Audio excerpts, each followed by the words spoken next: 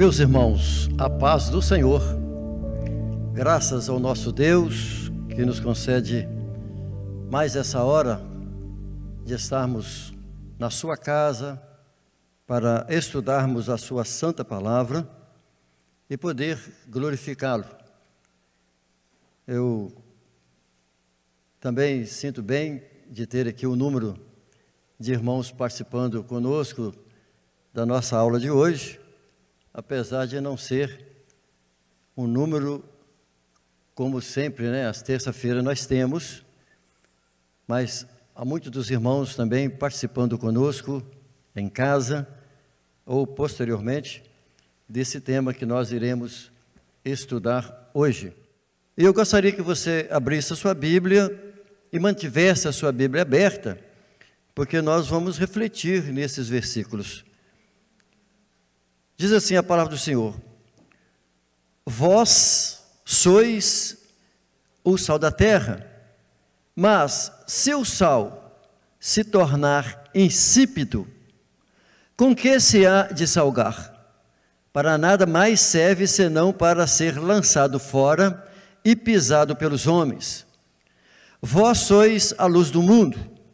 Não se pode esconder uma cidade edificada sobre um monte, nem se acende uma lâmpada e se coloca debaixo de uma vasilha, mas no candelabro, e ilumina a todos os que estão na casa.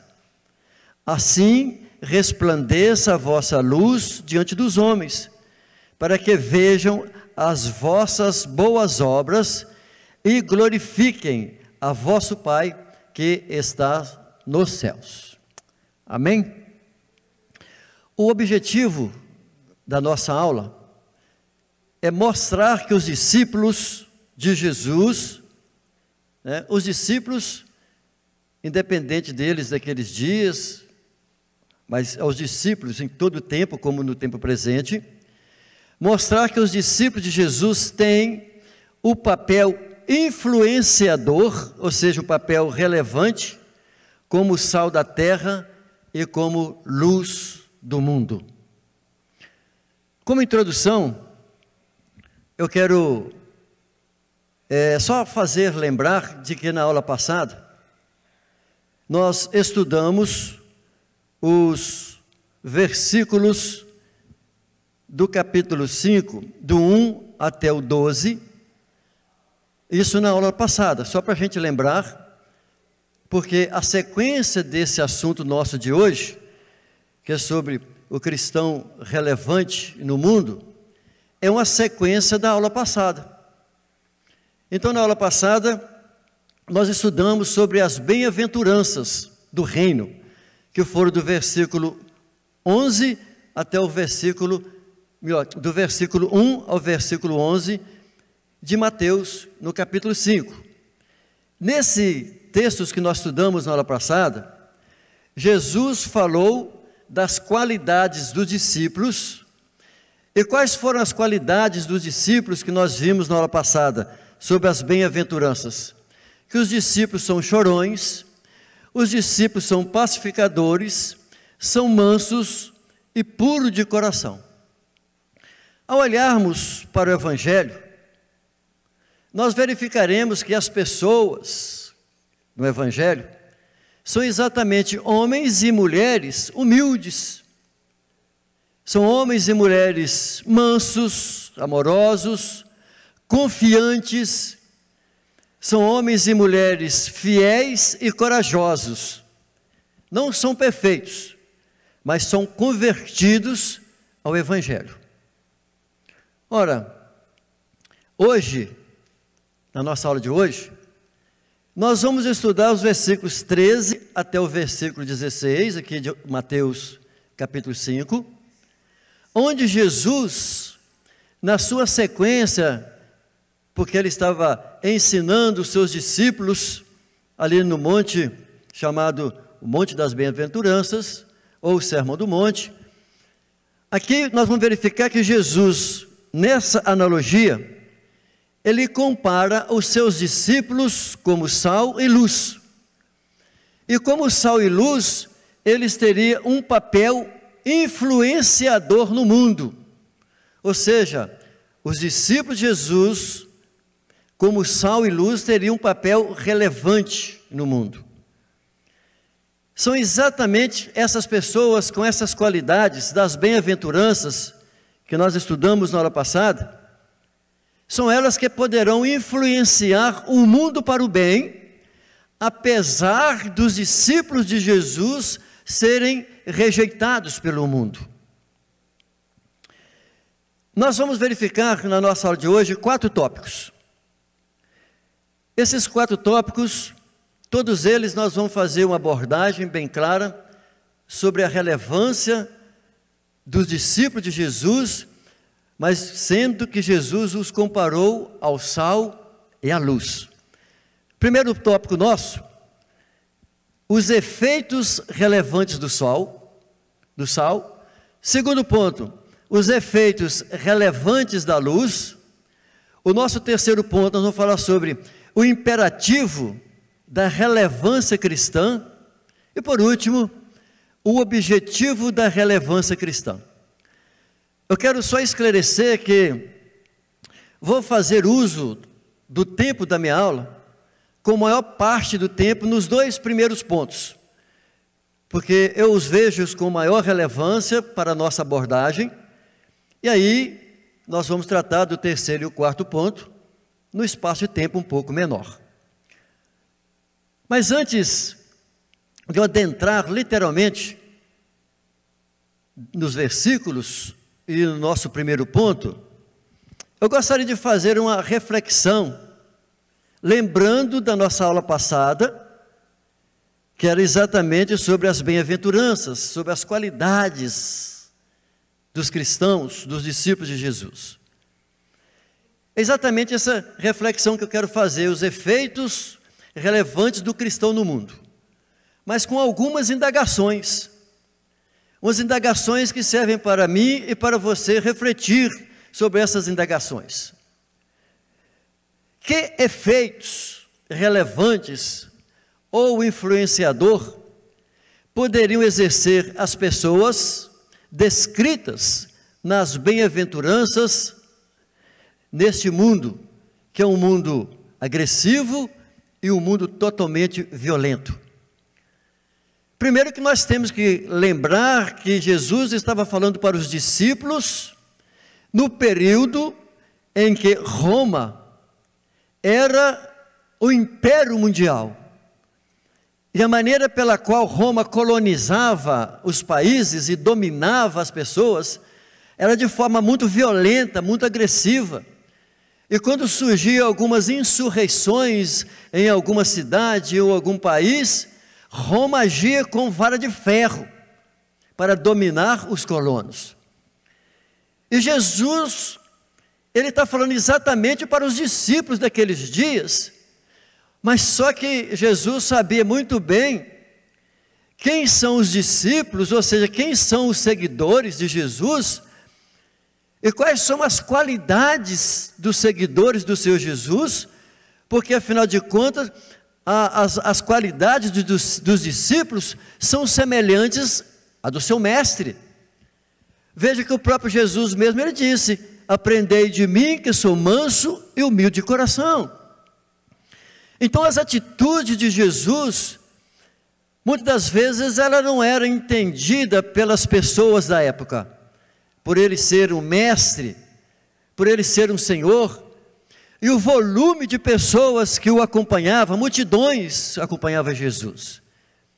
E o comportamento de Jesus era um comportamento sereno, porém com muita autoridade e poder. Então por isso que eu coloco na tela exatamente essa reflexão. Que efeitos relevantes ou influenciador poderiam exercer as pessoas exercidas, que foram descritas por Jesus nas bem-aventuranças, naquele mundo violento daquela época e também no mundo de violência e agressividade de hoje, e que não seja hoje, mas no decorrer desses 2000 anos de história da igreja. A primeira indagação, além dessa que eu coloco, é exatamente essa: que bem duradouro poderia proporcionar o humilde e o manso? Que bem duradouro poderia proporcionar os que choram, os misericordiosos, ou aqueles que tentam fazer a paz e não a guerra? O que poderia realizar aqueles cuja única paixão é um apetite pela justiça e cuja arma é a pureza de coração? Essas são as qualidades dos discípulos de Jesus na bem-aventurança. Essas pessoas não seriam tão frágeis, não seriam frágeis demais para conseguir realizar alguma coisa?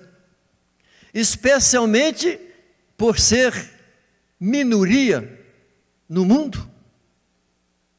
Ora, é claro que quando Jesus falava com seus discípulos, eu coloco essas ponderações, claro que Jesus ele não tinha nenhuma incerteza quanto ao potencial dos discípulos.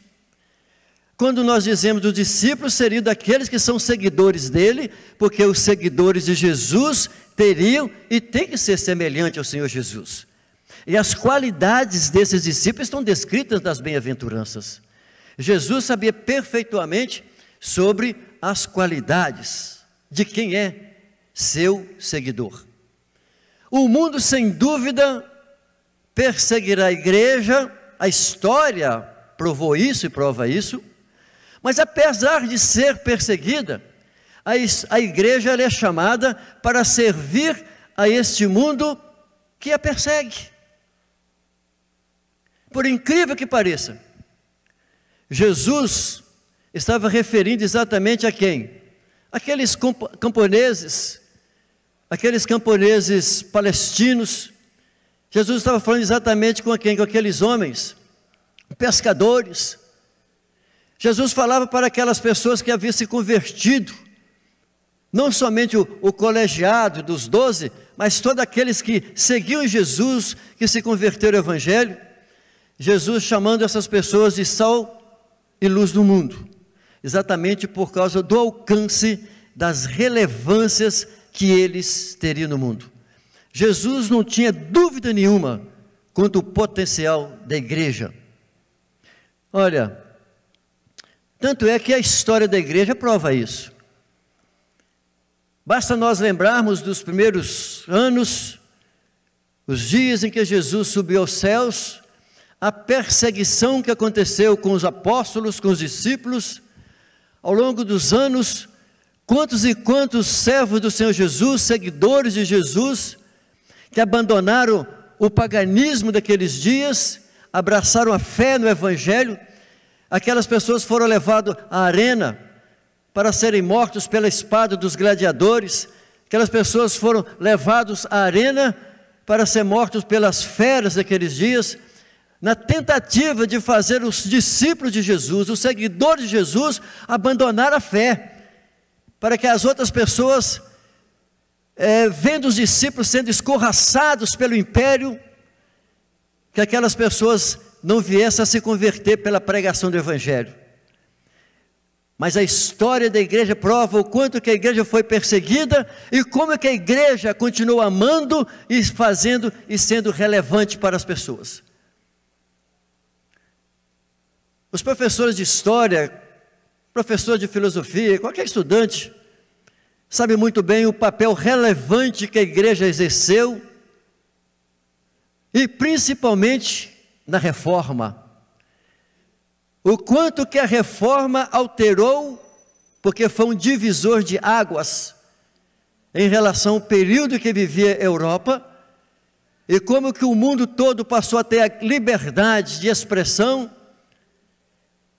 As pessoas puderam passar a ler a Bíblia no seu idioma, através de o primeiro monge Martim Lutero, quando traduziu a Bíblia do latim para o alemão, os alemães puderam ler a Bíblia, e a partir daí, através da imprensa, por Gutenberg, as pessoas puderam passar a ler os textos bíblicos.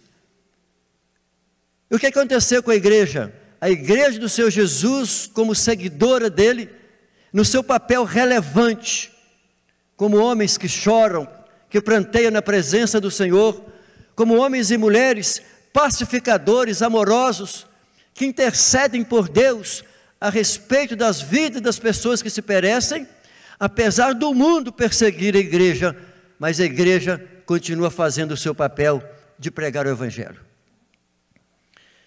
Então eu gostaria de iniciar no nosso primeiro ponto, que é exatamente esse aí, olha, os efeitos relevantes do sal. A primeira metáfora que Jesus cita a respeito dos discípulos, ou seja, daqueles que viriam seguir Jesus.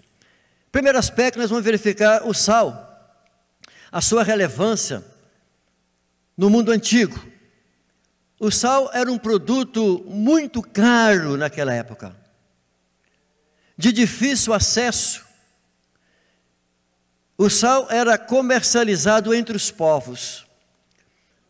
É muito simples para nós hoje, o acesso que nós temos pelos meios de transportes, tanto ferroviário quanto nosso sistema rodoviário, ou através dos navios que existem. Imagina as pessoas que moravam no interior, longe do mar, a dificuldade que essas pessoas teriam para ter o sal em mãos. Era um produto caríssimo, de difícil acesso. E o interessante é que o sal, ele era tão caro que ele passou a ser servido até mesmo como moeda mercante naquela época. O Império Romano, ele pagava os seus soldados com sal. Aí, Zé Kleber, aí você pergunta assim, como é que o reino, naquela época, pagava os soldados com sal? Será que o soldado ia para a guerra e levava um saco de sal? Não.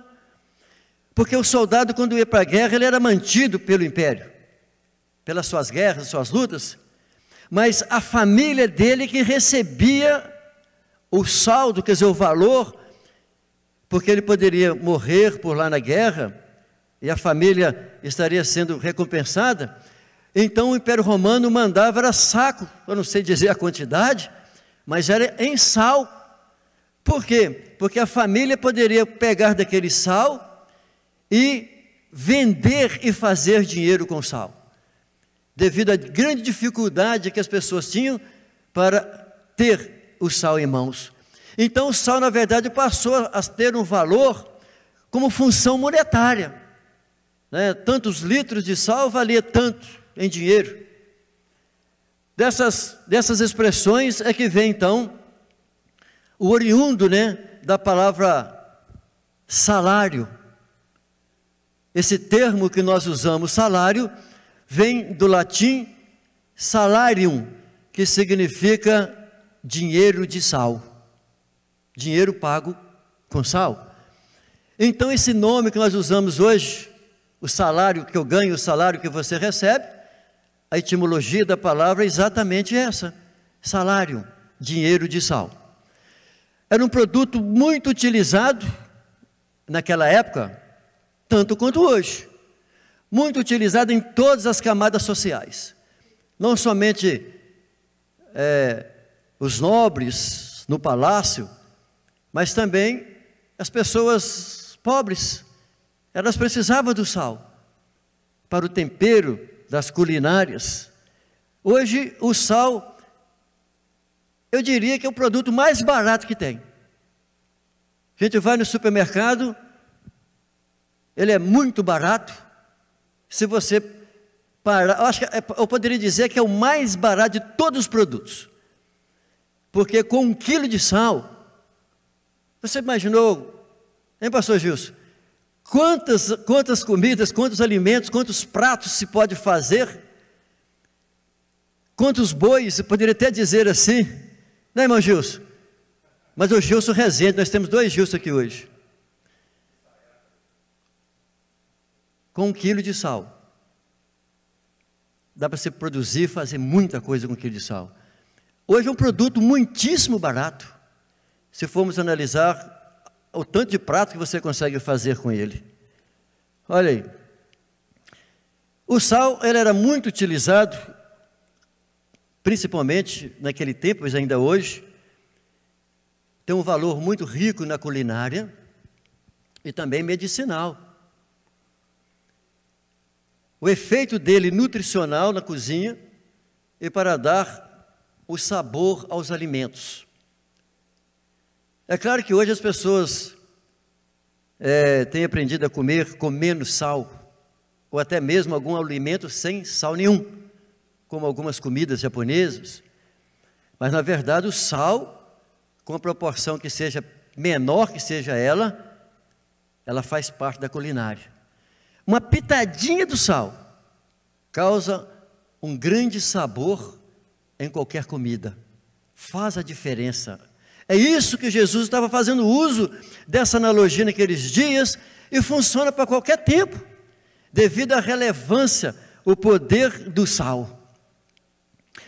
Olha, eu estive fazendo uma pesquisa e achei interessante para acrescentar aqui que as nossas células, elas precisam do sal.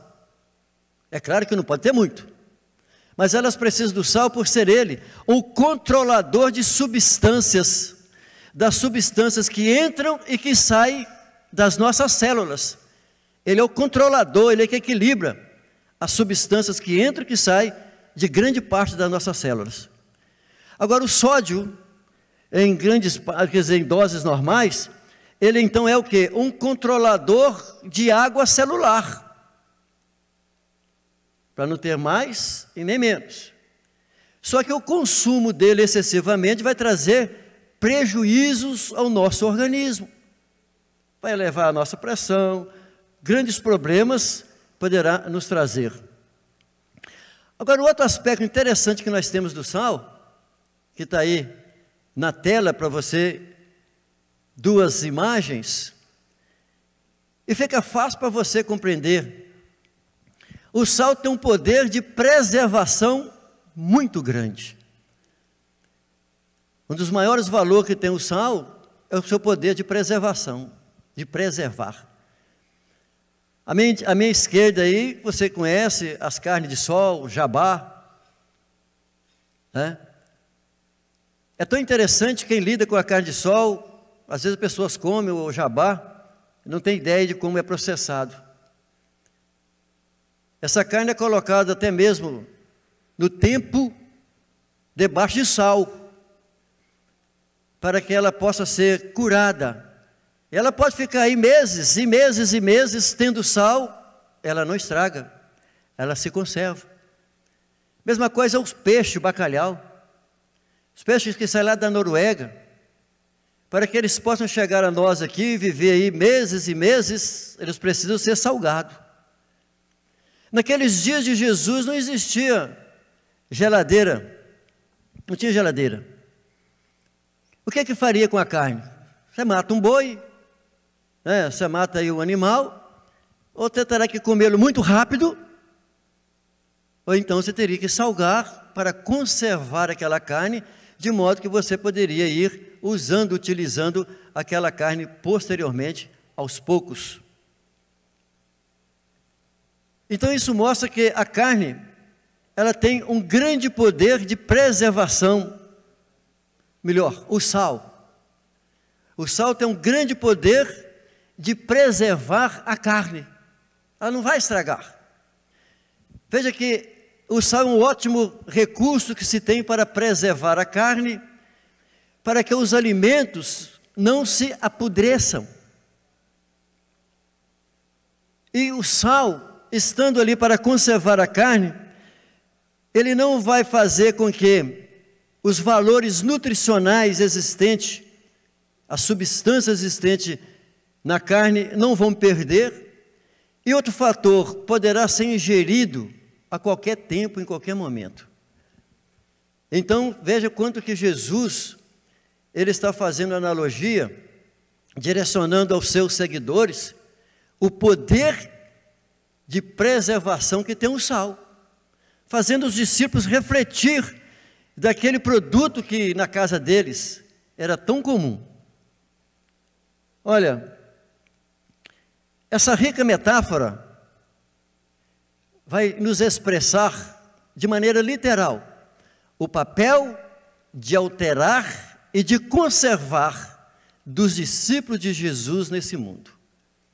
Aí está a ideia principal desse nosso tópico, que é exatamente o papel de alterar e ao mesmo tempo o papel de conservar. O sal tem esse poder de alterar, de modificar o sabor e também de conservar, de manter. Esse é exatamente o papel que os discípulos têm. Porque Jesus, então, ele dirige a eles dizendo assim: vós, é do modo afirmativo, vós sois o sal da terra. Olha, é tão interessante que Jesus, ao dizer para os discípulos que eles são o sal da terra, afirmando que eles são o sal da terra, mas tem que lembrar que a igreja e o mundo são comunidades separadas, vivendo no mundo, porém, são comunidades separadas. Veja que é claro isso. De um lado, olha aí, está a terra. Vós sois o sal da terra. Então, de um lado está a terra, ou seja, o mundo. Do outro lado está o quê? O sal. O sal é a igreja. Então você vai verificar, quando Jesus utiliza aqui eles e vós, tem que fazer a diferença. Eles quem? O mundo. Vós, discípulos. Então eles e vós se relacionam, mas são diferentes. Os discípulos de Jesus estão no mundo, se relaciona com o mundo, mas são diferentes. O sal está na terra, mas é diferente. Há uma diferença muito grande. E isso precisa ficar bem claro, né, irmã Leidinha? Tem que ficar muito claro isso. Porque quando Jesus faz essa analogia, nos leva a fazer uma grande reflexão dos detalhes que existe, porque ele diz, olha, ele é bem claro, eles, o mundo, vós, igreja. Porque na sequência Jesus, ele prossegue dizendo, se o sal se tornar, ou seja, se ele perder a salinidade, não é assim? Ele não tem função. Mas vejamos uma coisa, a igreja foi colocada no mundo com um duplo papel. É bem claro isso na abordagem de Jesus, quando ele está ensinando os seus discípulos. Veja cá, ela tem um duplo papel no mundo. Como sal para interromper ou pelo menos retardar o processo da corrupção social. Não é isso, pastor Gilson? Exatamente. Como sal, a igreja tem esse poder para interromper ou pelo menos retardar o processo da corrupção social. Pelo papel dele que está descrito nas bem-aventuranças, pela qualidade dos discípulos que estão descritos nas bem-aventuranças. Mas o outro papel dele é como luz. E como luz é para fazer o quê? Desfazer as trevas. Duplo papel. O papel de retardar, mas também de desfazer as trevas. Agora um fator aqui que é preponderante. A eficácia do sal é condicional. Sim. Por quê? Porque tem de conservar a sua salinidade. Isso é condicional. O sal tem que continuar, tem que permanecer constantemente com o seu poder de salinidade. O sal que perder a sua propriedade de salgar, não serve nem como adubo. Então ele não pode perder a sua salinidade. Ou seja, a salinidade do crente é o quê? O seu caráter. É o seu caráter. que eles estão descritos nas bem-aventuranças. Por isso que eu disse que essa nossa aula de hoje é uma sequência da aula passada. E as pessoas que não estudaram comigo a aula passada, então dê uma lida com carinho nos versículos anteriores para compreender as qualidades dos discípulos, por eles, Jesus ter os chamado de bem-aventurados, ou seja, felizes. Então a salinidade do crente é o seu caráter, ou seja, é através dos seus atos e palavras. E nós sabemos que, com clareza, para se ter eficácia, o crente precisa conservar a sua semelhança com Cristo, para não perder a capacidade da sua relevância. Se a igreja tem um papel relevante no mundo, então isso significa que ele precisa conservar as mesmas características, as semelhanças de Jesus, para que ele possa ter e ser relevante. Porventura, houve alguém mais relevante nesse mundo que Jesus? Houve alguém que pôde influenciar as pessoas dos seus dias e continuar influenciando as pessoas até os dias de hoje? Não. Quando a igreja é diferente do mundo, ela atrai o mundo para si. Parece até, em Semes, parece que é inverso, mas não. Na verdade, quando a igreja ela é diferente do mundo, ela atrai o mundo para ela, por causa das atitudes da igreja, do comportamento da igreja. O mundo precisa olhar para a igreja e ver na igreja as marcas de Cristo. Como Jesus viveu e como que ele exige que a igreja viva. Se o sal perder a sua salinidade, é lançado fora, e Jesus então diz assim: com que há de se salgar? Olha o que ele fala no versículo: mas se o sal se tornar insípido ou sem salinidade, com que se há de salgar? Salgar com quê? Você parou para refletir nisso? Se a igreja, ela que analogicamente falando, ela é o sal, se o sal perdeu a sua salinidade, então com que há de se salgar? Ou seja, quem é que vai poder fazer alguma coisa pelo mundo? Ninguém. É isso que Jesus está falando com a gente. Com que se há de salgar? E Jesus prossegue dizendo: para nada mais serve senão para ser lançado fora, e pior ainda, para ser pisado pelos homens. Literalmente, o sal, a partir do momento que ele perde a sua salinidade. Eu creio que aqui fala daquelas pessoas que conheceram Jesus, que foram servos semelhantes a Jesus, abandonaram a fé, perderam a salinidade. Mas ao mesmo tempo também, se nós olharmos a história da igreja, aquele período chamado de Idade Média, aquilo que se chamava de igreja naquela época, não era igreja. Concorda comigo, pastor Gilson? Não era igreja. É claro que sempre existiu um número, nem que seja minoria, que servia a Deus, mas existia. Porque em todo tempo houve o profeta na terra. Em todo tempo é semelhante aos dias de Elias, que ainda tinha 7.000 que não dobraram os joelhos a Baal. Tanto é que a história da igreja prova isso. Savonarola e muitos dos outros servos do Senhor que morreram na fornalha, que não negaram a fé, até chegar os dias da reforma. John Ruiz, John Wycliffe.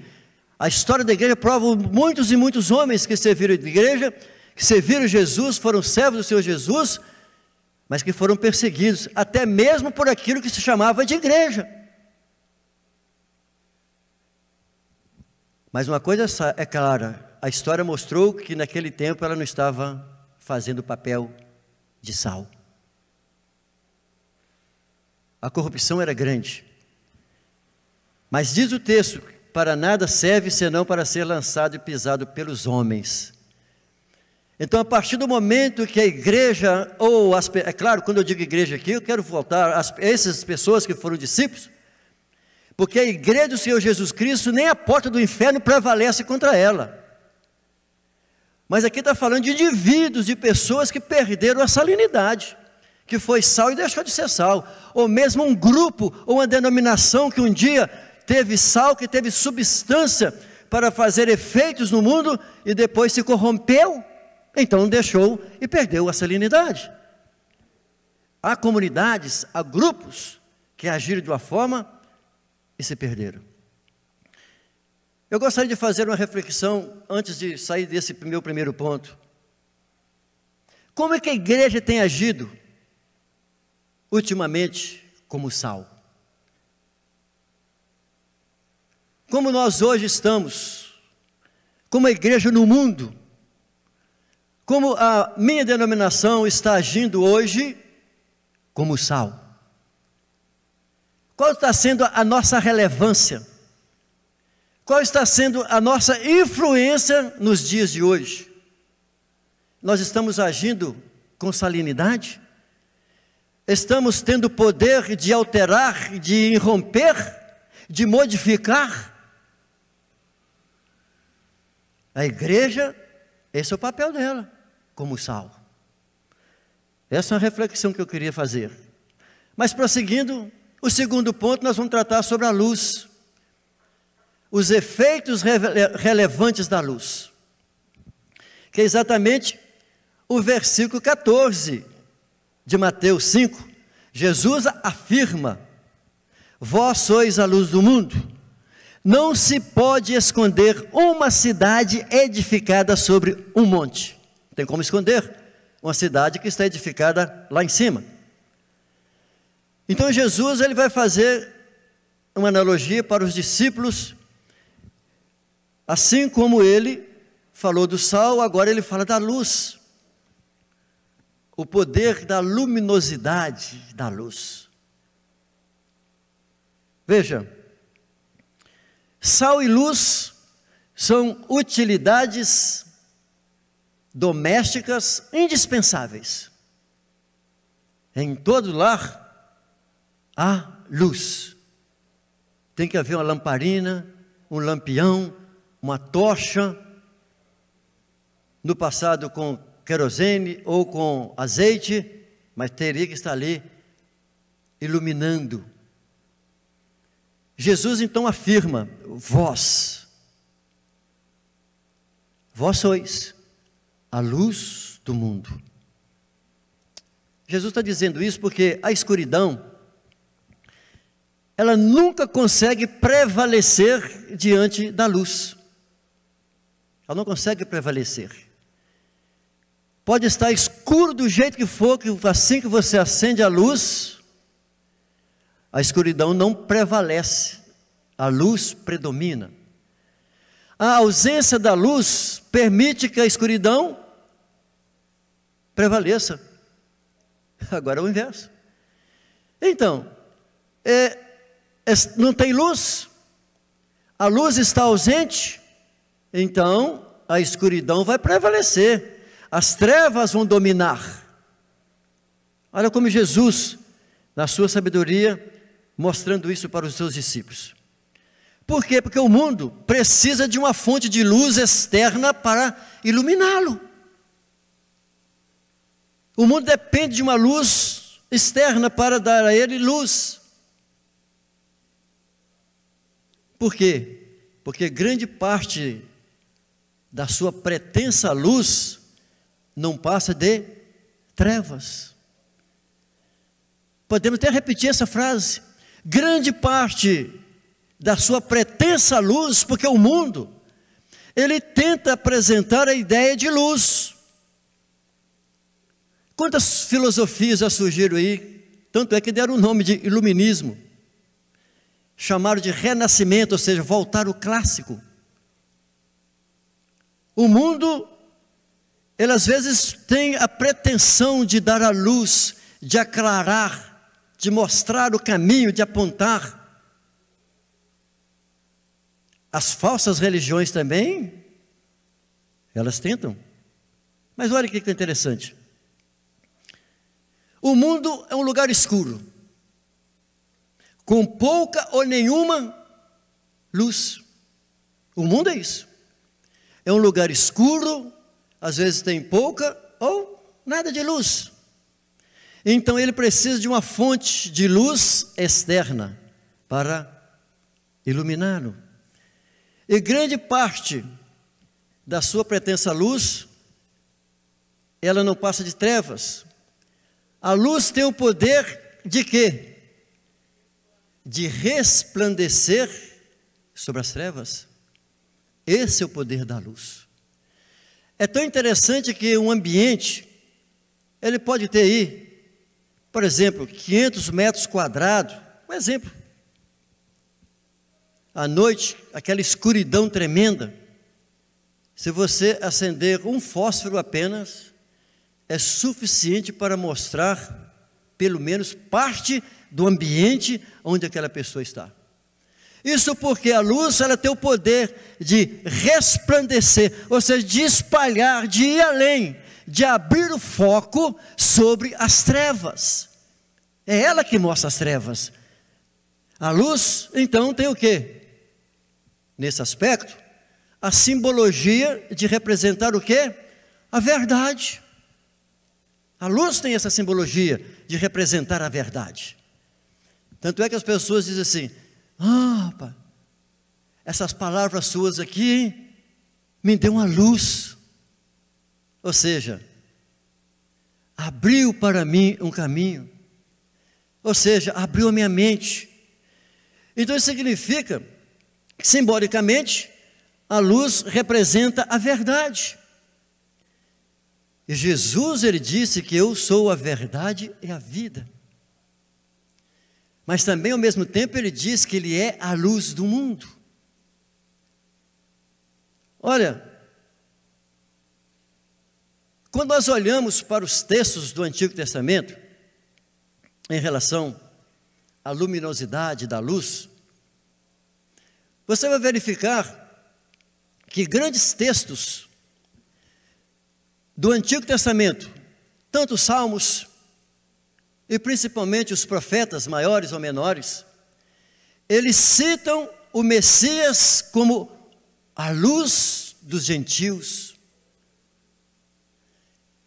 O livro do profeta Isaías esclarece isso com tanta precisão, com muitas passagens, dizendo a respeito de Jesus como aquele que iria resplandecer como a luz para os gentios. Por que para os gentios especificamente?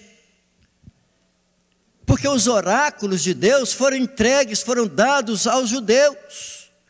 Ou seja, a luz divina já tinha sido dada aos judeus. Mas os judeus viviam na negritude. Por isso que o Antigo Testamento com frequência apresentava a pessoa do Messias, ou seja, a pessoa de Jesus, já que os judeus não estavam fazendo o papel de luz para aclarar a vida dos demais, dos pagãos daqueles dias, então o Messias é quem iria ser a luz do mundo. Tanto que o livro de João, no primeiro capítulo, é tão claro em apresentar, em mostrar a respeito. João mesmo, ele fala assim, olha, capítulo 1 de João 1:7, diz assim: este veio como testemunha para testificar a respeito da luz, quer dizer, João, a fim de que todos crescem por meio dele. Ele não era a luz, mas veio para testificar da luz. João Batista, que veio abrir o caminho do Messias, dizendo que ele não é a luz, mas ele está deixando bem claro no texto, dizendo, mas veio para testificar da luz, para ser testemunha. Os discípulos são testemunhas, de que Jesus é a luz do mundo, que aclara a mente das pessoas e que tem o poder de tirar as pessoas das trevas, das inverdades, das filosofias que existem no mundo. Somente Jesus, através do poder da palavra, aí está, o cristão é que tem esse poder de testemunhar a Jesus Cristo. Ele está dizendo isso: vós sois a luz do mundo. Se nós somos a luz do mundo, então nós temos o poder de luminosidade, de aclarar, de mostrar verdades. Então, assim como acontece com o sal, olha que interessante também, há uma condição para a luz. Assim como acontece com o sal, há uma condição referente à luz. Por quê? Porque Jesus diz, olha, assim brilhe também a vossa luz diante dos homens. Então, assim como ele disse sobre o sal, que teria que salgar, e que se o sal tornasse insípido, com que se há de salgar? Da mesma maneira, então, Jesus está dizendo uma condição referente à luz. Ele está dizendo, assim, ou seja, assim como o sal tem que salgar, assim brilhe também a vossa luz diante dos homens. Olha, em Mateus 6, se você tem a sua Bíblia aberta, você pode só virar uma folha para frente. Olha, se o sal pode perder a sua salinidade, Jesus também está dizendo que a luz pode transformar-se em trevas. Mateus 6 e 23. Os versículos pequenos para frente aí, você olhar. O que diz Mateus 6 e 23, olha. Jesus está falando assim, vou ler primeiro 22.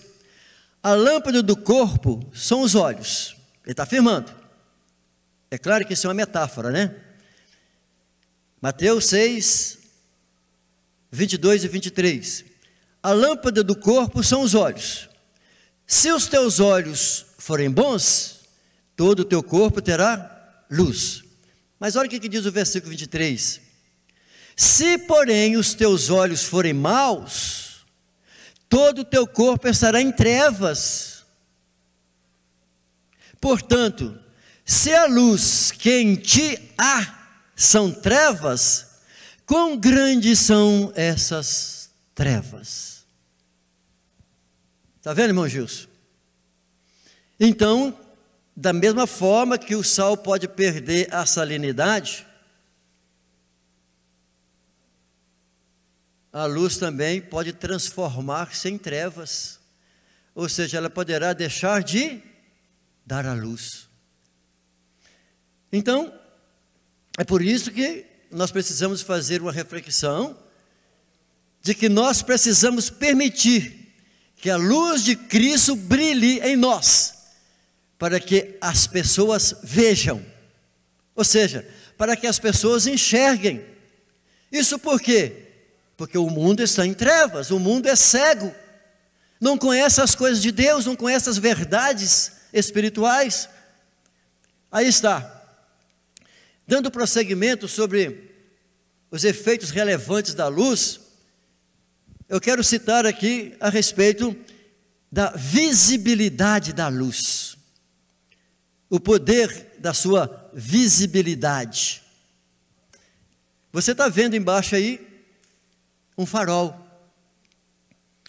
Os faróis, eles foram construídos em torres, nas costas marítimas, ou seja, nas partes altas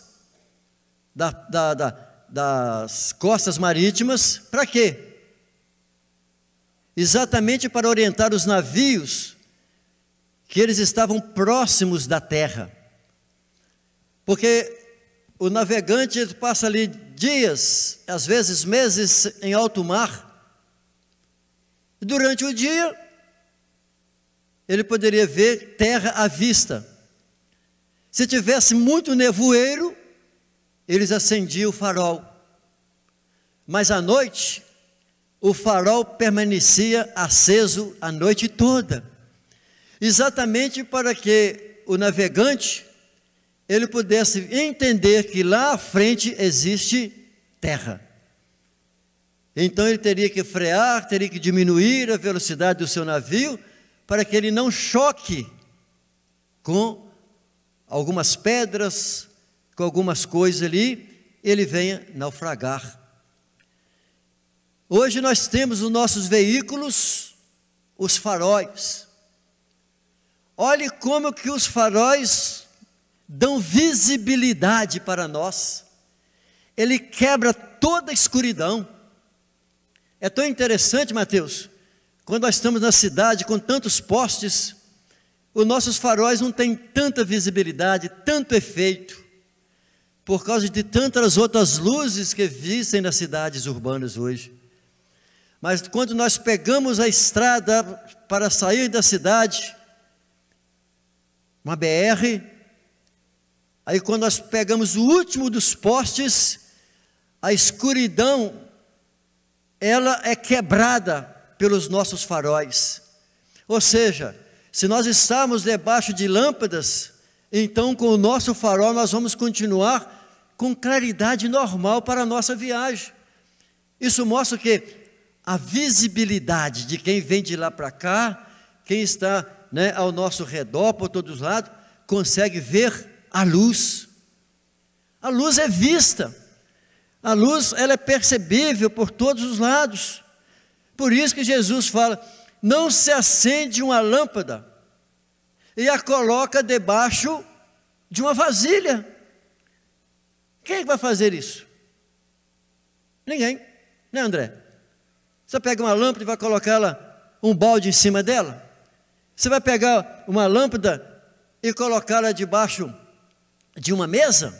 Não.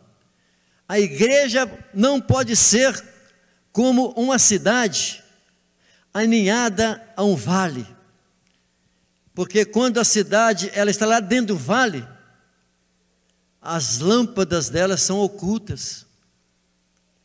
Eu me lembro de quando eu viajei uma vez indo para Uberlândia. Durante o dia eu estava precisando de abastecer meu carro e eu não conseguia ver nenhuma cidade pela BR. E quando chegou a uma certa altura da noite, eu não conseguia ver, mas eu parei num posto policial e perguntei a um guarda, ele disse para mim assim, um pouco mais à frente, a poucos quilômetros à sua esquerda, tem uma cidade. Mas quantos quilômetros tem? Ele disse, 3 quilômetros. Onde eu estava, eu não conseguia ver a cidade. 3 quilômetros só. Mas assim que eu andei mais uns próximos quilômetros, aí, na hora que eu comecei a descer, lá estava uma pequena cidade lá embaixo no vale. Então quem estivesse nas partes mais altas por onde eu estava, não conseguia ver a cidade. Ela estava oculta lá no vale. Mas Jesus está dizendo um fato que era muito comum naqueles dias, porque se edificavam as cidades nos montes, mas a preocupação de se edificar as cidades nos montes é porque quem estava lá em cima tinha conhecimento e poderia vigiar quem estava vindo de baixo, porque naqueles dias as cidades eram muito invadidas, existiam muitas guerras e as pessoas tentavam invadir as cidades, conquistar territórios. Então por isso que as cidades eram construídas sempre no alto. E Jesus então está dizendo, mas como uma cidade edificada sobre um monte, você não pode escondê-la, porque ela está lá sobre um monte, e sobre o monte ela pode ser vista por todas as pessoas que estão embaixo, ou em qualquer nível, ela pode ser vista. Ou seja, as luzes daquelas cidades são vistas de longe. Isso Jesus está dizendo na sua parábola, na sua metáfora.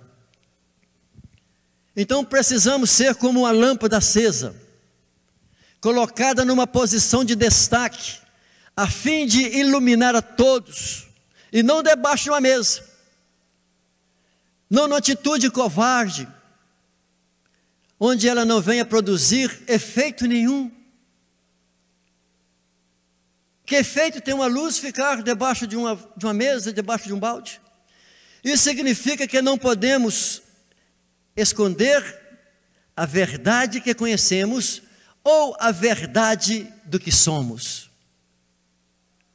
Porque a nossa luz precisa fazer ver e conhecer a verdade.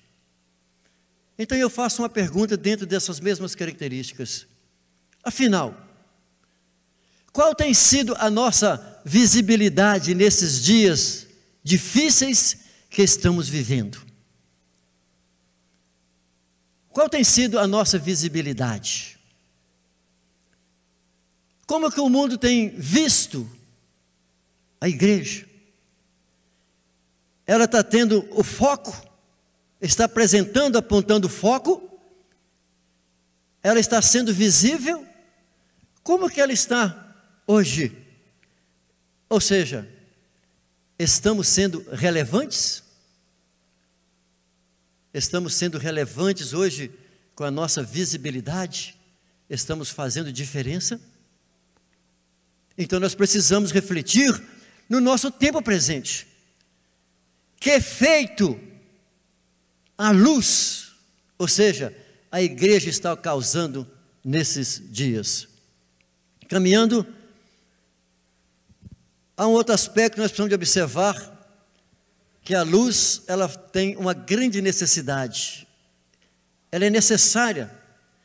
Às vezes, meus irmãos, por estarmos acostumados a tanta luz, nós não damos muito valor a ela, mas ela é algo essencial à vida. Na verdade, só quando desaparece, quando nós perdemos alguma coisa, é que nós passamos a dar conta do seu valor. Olha, a biologia é muito clara em explicar isso. As plantas sobrevivem, por quê? Porque elas metabolizam substâncias orgânicas através da energia que vem do sol, ou seja, da luz do sol. Elas dependem da luz do sol para a metabolização. Da mesma forma, a Terra depende da energia solar, ela depende, o planeta Terra, para a sua sobrevivência. Isso significa que só a presença de Cristo, porque a Bíblia o apresenta como o sol da justiça, somente a presença de Jesus como o sol da justiça é capaz de pôr ordem no mundo. De tantas desavenças que existem no mundo, hoje nós podemos observar e pensar em tantas confusões. O que acontece na Europa? O que está acontecendo nos Estados Unidos? O que está acontecendo no nosso país? Mas há uma reflexão nossa, porque há uma necessidade da luz. A luz é necessária ao planeta para a sua sobrevivência, mas somente a presença de Jesus como sendo o sol da justiça é capaz de colocar ordem no mundo. Porque Jesus, a primeira coisa que ele faz é colocar ordem em quem? No seu seguidor. Naquele que o aceita como Senhor e Salvador, Jesus consegue dividir, fazer com que essa pessoa ande nos seus caminhos, passa a existir ordem. Caminhando, existe então a necessidade de luz. Com isso, somente a igreja ela tem o brilho dessa luz, da luz de Cristo, para trazer vida àquelas pessoas que nos acercam. Hoje nós temos, através da mídia, assim como eu estou hoje utilizando a internet, nós temos grandes meios, recursos para atingir o mundo. Através do brilho, do fluir da nossa vida.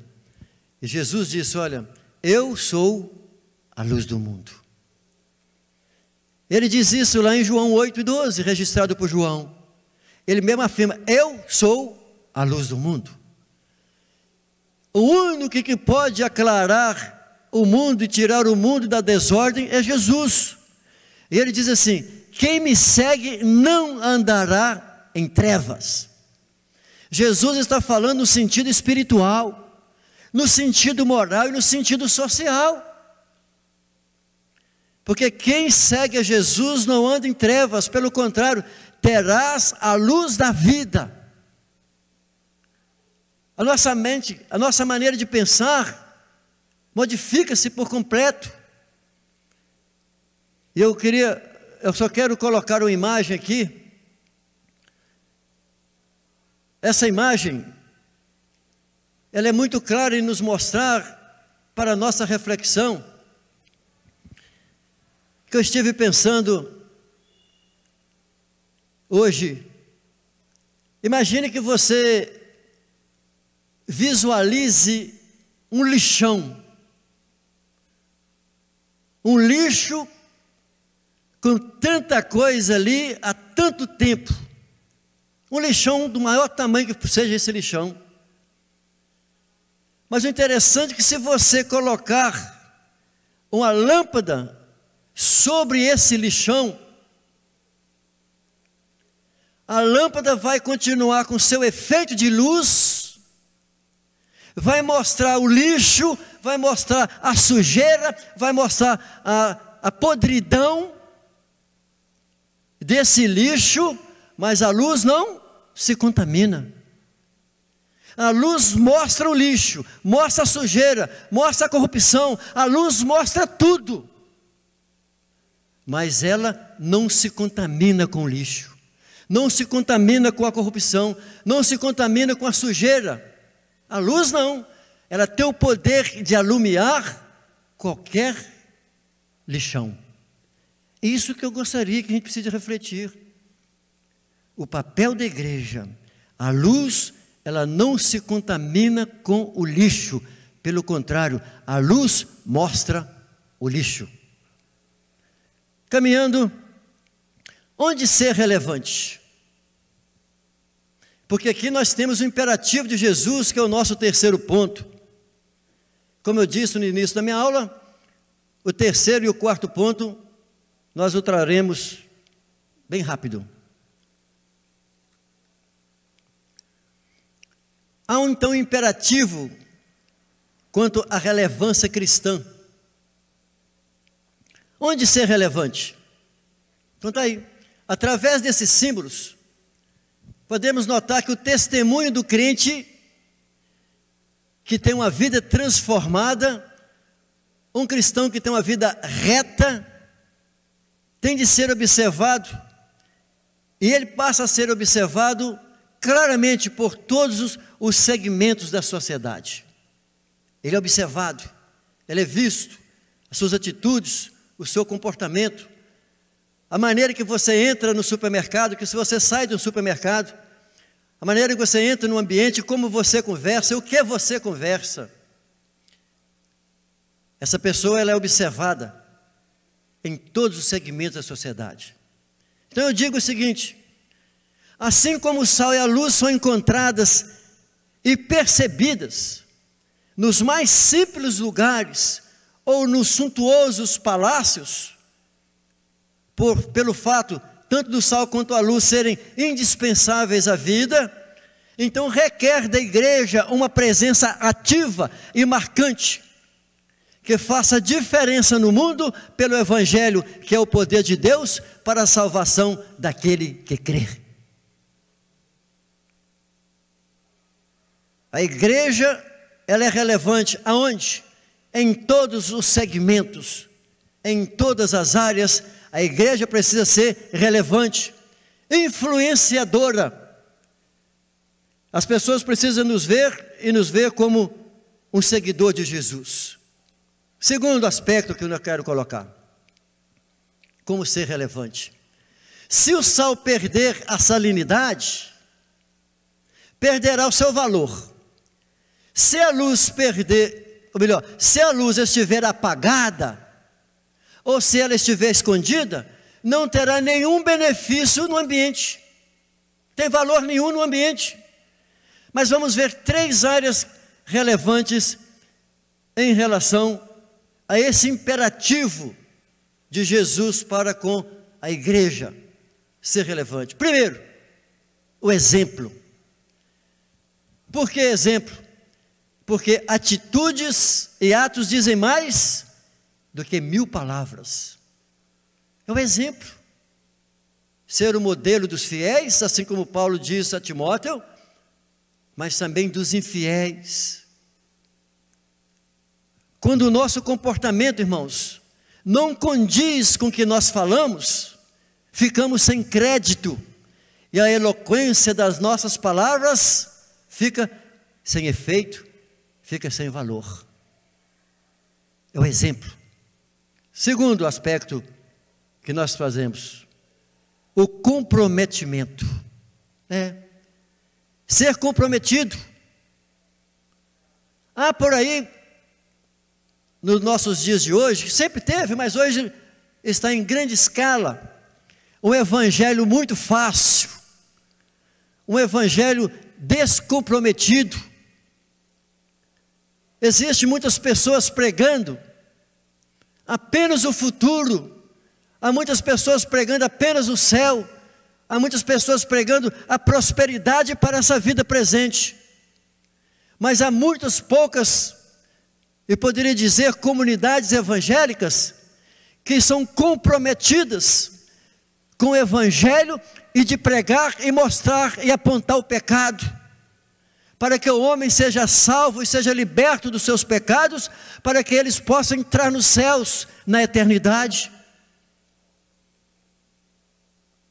Então isso mostra que há por aí um evangelho muito fácil de pessoas descomprometidas com Deus, ligado à superficialidade da fé e ao mesmo tempo uma visão materialista da vida, apenas para o aqui.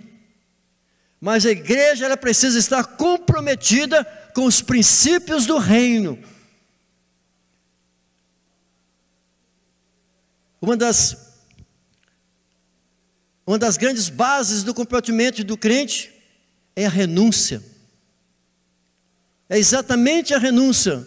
Eu preciso me renunciar às coisas dessa vida, às coisas que não agradam ao Senhor, para que eu tenha uma vida santificada e assim ter compromisso com o reino de Deus. Como ser relevante? Em terceiro lugar, é o serviço. Servir no reino. Nós temos 3 palavras no grego, no livro de Atos dos Apóstolos, que vão esclarecer a respeito dessas 3 palavras, que você pode acompanhar comigo. A primeira palavra é martiria no grego, que é o mártir. A palavra martiria, ela teve um efeito tão grande nos dias da igreja, da diáspora, da dispersão dos discípulos, dos crentes no mundo. E também esse sentido de diáspora, ou seja, da martiria, até hoje acontece literalmente na África, acontece literalmente nos países asiáticos, onde o significado é o quê? A disposição do cristão de dar a sua própria vida por causa do evangelho. Muitos cristãos morreram, foram mártires. Até hoje mesmo, no continente asiático, existem muitos crentes, pastores, que têm servido no reino de Deus, nesse imperativo de ser relevante no seu dia, no seu tempo, na sua contemporaneidade, de serem mártires nos seus dias. Vá pregar o evangelho na Coreia do Norte, vá pregar o evangelho no Irã, ou em algumas outras áreas do mundo islâmico. A segunda palavra aqui dentro do contexto é koinonia, e significa que nós, como crentes, servos do Senhor, precisamos ter comunhão um com o outro. é outro aspecto que Jesus mostra como ser relevante. É a nossa comunhão com o outro. Afinal de contas, nós chamamos de quê? De irmãos.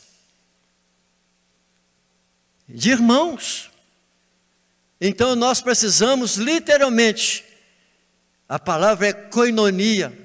O livro de Atos, no capítulo 4, ele é claro em mostrar o quanto que os irmãos eram irmãos. De quando eles tinham alguns problemas financeiros, eles vendiam o que tem e botavam aos pés dos apóstolos para dividir com os outros. Esse significado da koinonia precisa acontecer comigo e conosco nos dias presentes. Ser relevante com os nossos irmãos, a Bíblia diz, com os domésticos da fé. É comunhão, é koinonia, de saber os problemas, tanto físicos deles, psicológicos das pessoas, serem relevantes. Isso é comunhão. Situações financeiras.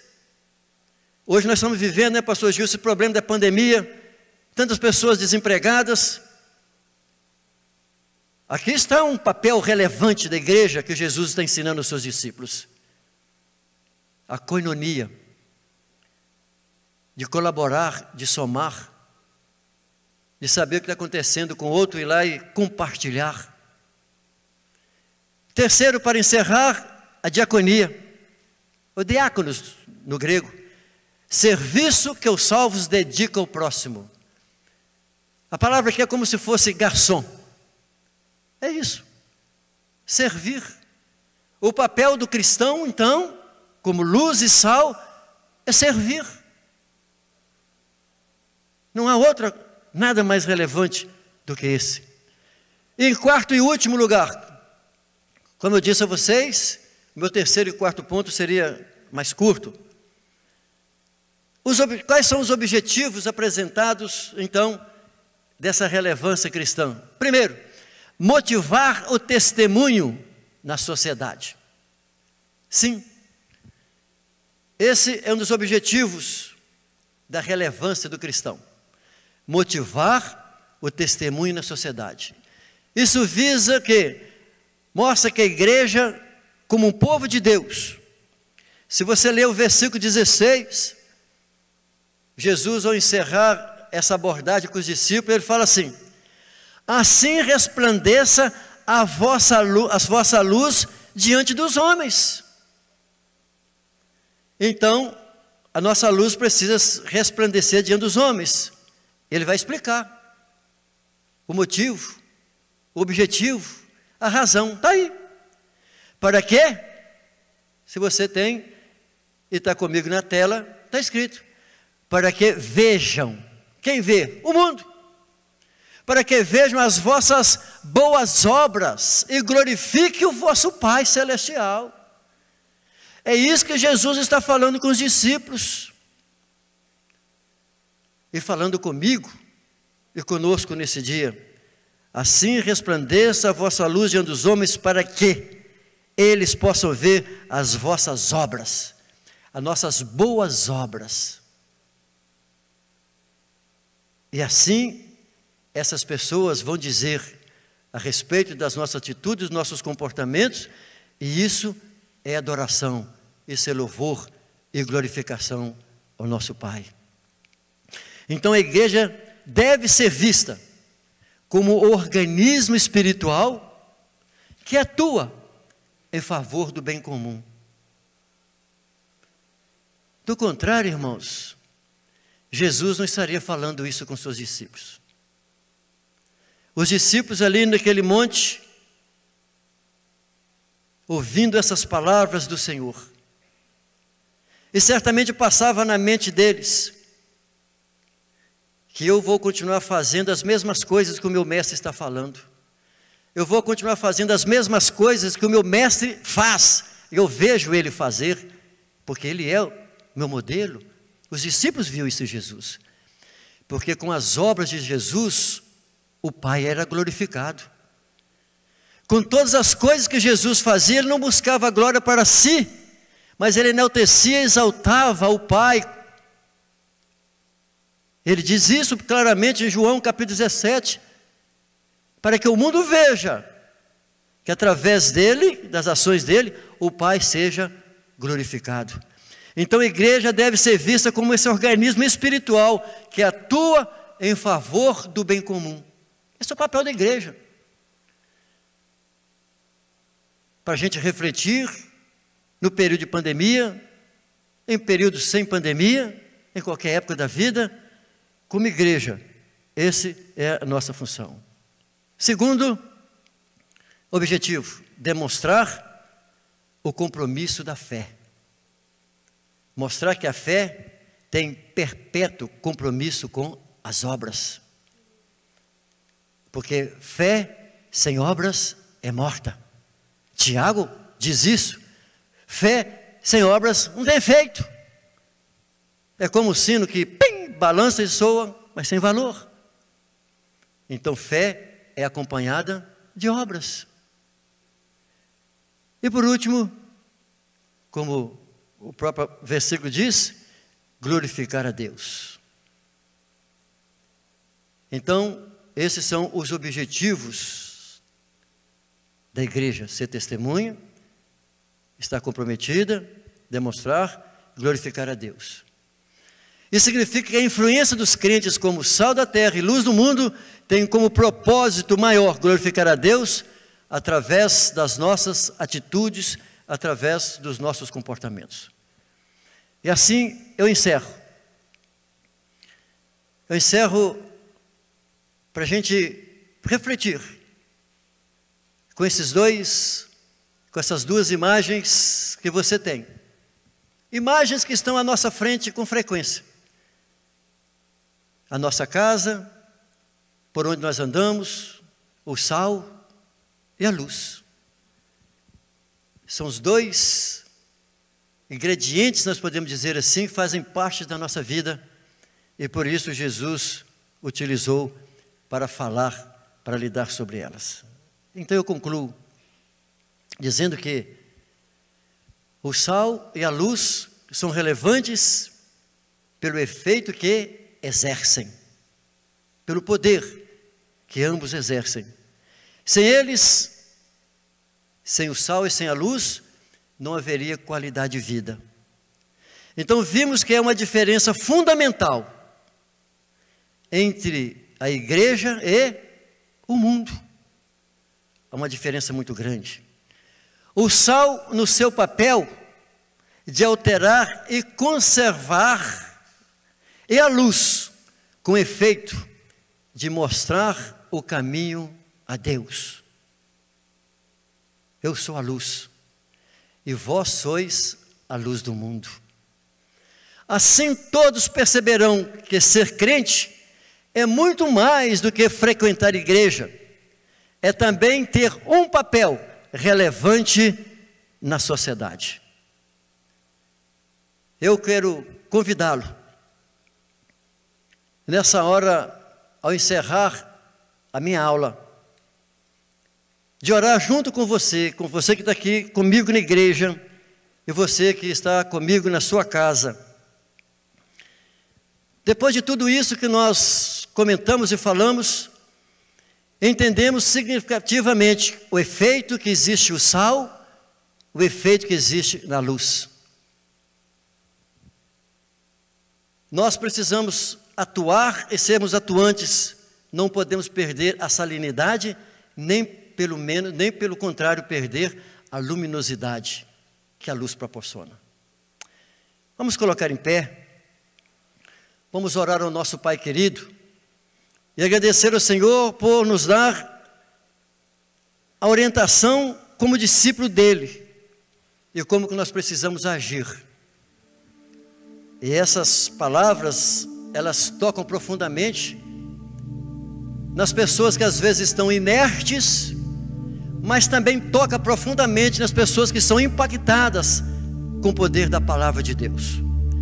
Pai querido, nós te louvamos, somos agradecidos ao Senhor, porque um dia tu estavas ali naquele monte, Senhor, falando com os discípulos e falando sobre as qualidades deles, ó Senhor, que eles seriam pessoas mansas, seriam pessoas chorões, que seriam pessoas de coração puro, ó Pai, mas seguir também com aquelas qualidades. Eles seriam sal, que tem o poder de conservar, de romper, de modificar, mas também sendo luz, ó Senhor Jesus, que tem poder de romper as trevas, de fazer raiar a luz, para que o homem possa ver e conhecer a verdade, porque Tu és a verdade, Senhor.